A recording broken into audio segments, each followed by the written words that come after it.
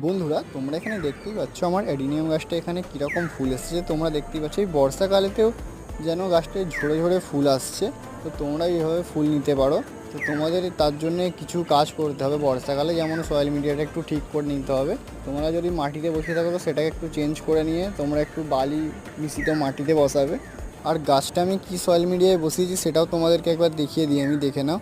তোমরা গাছের কটেজটা দেখতে পাচ্ছ কীরকম মোটা হয়েছে। এছাড়াও আমার কাছে অনেকগুলো অ্যাডেনিয়াম আছে, কিন্তু এই অ্যাডেনিয়ামটা 1.5 বছরের পুরনো।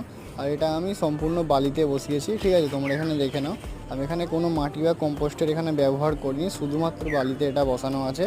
আর তাতেই এত সুন্দর এখানে ফুল আসছে।